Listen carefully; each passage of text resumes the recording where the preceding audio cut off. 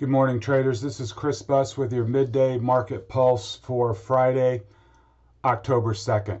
Okay, it's 11:10 as I'm starting the video. The market's been open about an hour and a half. I wanted to recap the action because we're coming up into some critical spots that I want to point out, especially for you intraday traders.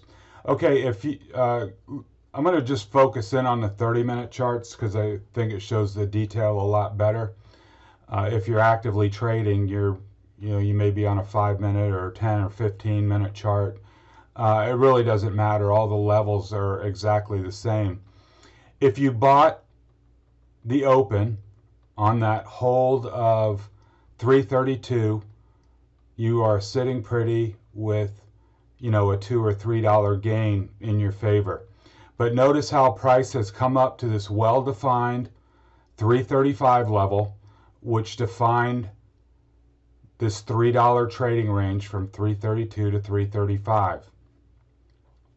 If you were long,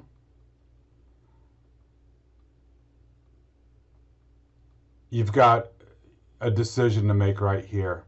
As we've discussed before, this is a logical place for a price to stall, and it has at resistance.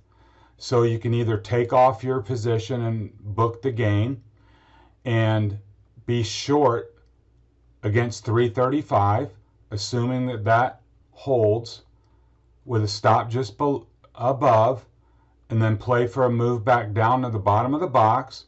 Or if you're bullish, or if you don't want to short, you can wait for a break above 335 to reinitiate your long and play for this $2 for a complete gap backfill up to 337, which was yesterday's close. So just to recap, we're at a critical spot.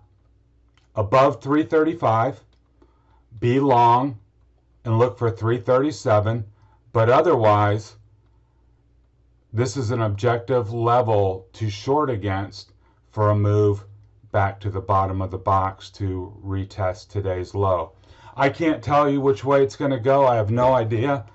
All I can tell you is the key level, and you can decide how you want to trade it. But if you're going to hold your long, you just have to watch every bar and set your stop tight. So if there is a rejection or a reversal, you can get out with most of your gains intact. And if you're not in at all, if you miss this, entry down here, or you missed it, you're not in, those are your choices. You either short now against 335, or you wait for a breakout and play for that $2 into the afternoon to see if they close this gap from in the morning. QQQ, very much the same look, although it's not quite as set up as cleanly as SPY. We had this touch low of 75, which held. So if you got long anywhere in here, you're good. We flashed up to 280, which was that longer term trading range resistance level, the one we broke out of yesterday. We came up there and it held and has thus far rejected price. So right now, if price were to make a push up to 280, there again you've got a decision point for either an objective short against 280, looking for a move back down, or a breakout above 280 and looking for this move up to 282 and change, which would completely fill the gap from this morning. Now, on the downside from here, I think you could get short either 278 on a break of 278 if you're aggressive, or on a break of 277 and look for a move back down towards 275 or 274. Obviously, the best place to do that would have been on this touch of 280 up in that range, but there still may be opportunity in the afternoon. You can see on the PPO that it has broken down, and RSI has broken down below 50. You can use your shorter time frames, 15 minute, 10 minute, 5 minute, to judge your entry. If it was me and I wanted to be short, you could short a break of 278 and then put your stop right at the top of this candle here, about 278.50. That still offers a great risk reward on the downside for price to come down and go towards a back check of the low. So those are a couple ways to play Qs. They look like they're weakening a little bit here. You'll just have to be, really nimble, because price isn't in the best, objective spot to put on a trade. The best place would have been 280, and if you got to push up to 280, I would definitely consider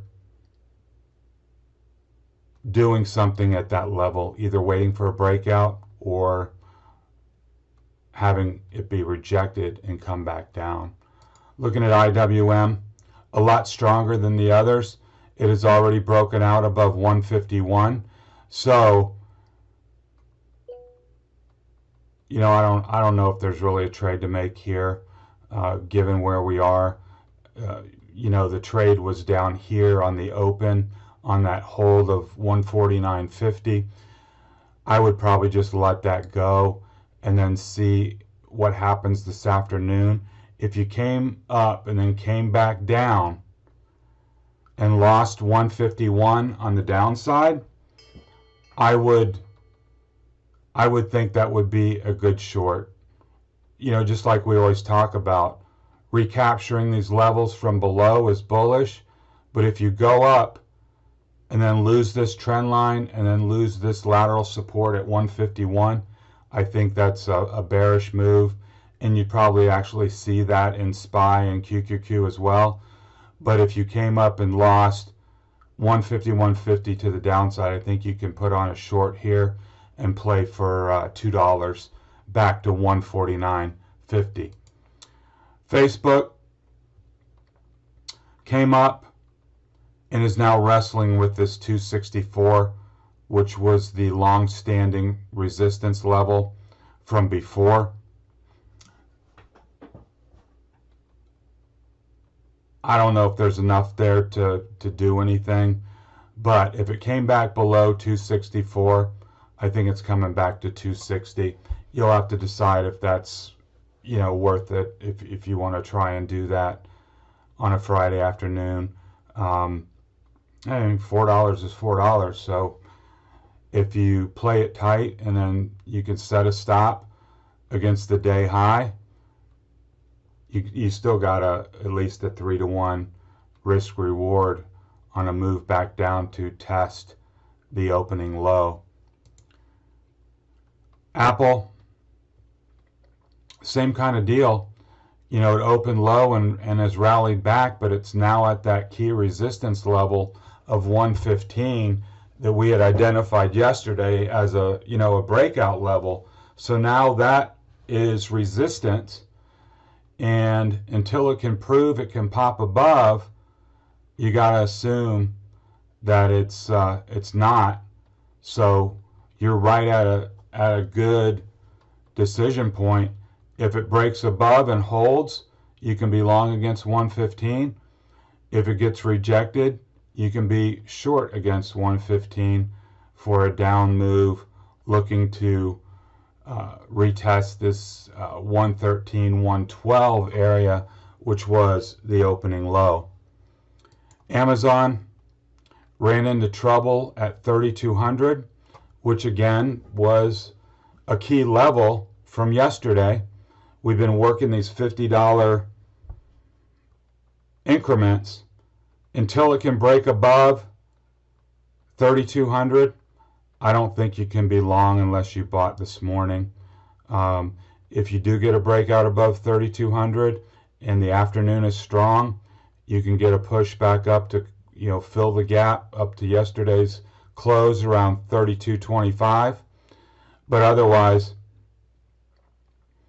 resistance is resistance until it's broken. So I favor not breaking out here. Microsoft dropped down to this 208 that we've had marked for a while. That acted as support. It reached up to 211 and was rejected, and now it's working its way back down to the opening low towards 208. Now, if things get really soft this afternoon and you lose 208, then that opens up a move at least down to 207 and possibly even 205. Not saying that's all going to happen today, but once you lose 208, then it's going to favor lower prices. Netflix has been holding in there pretty well. We're right in that support zone, 518 to 520. If it lost like 518, I think it's going to come back into this 510, 505 area if things get soft this afternoon. But as it stands now, it's holding in there pretty well. If you had held your long overnight, just set your stop like right in here, 15, 17, somewhere in there. If that breaks, I think you got to get out of whatever long you had on. But as long as this level holds, I think you're fine.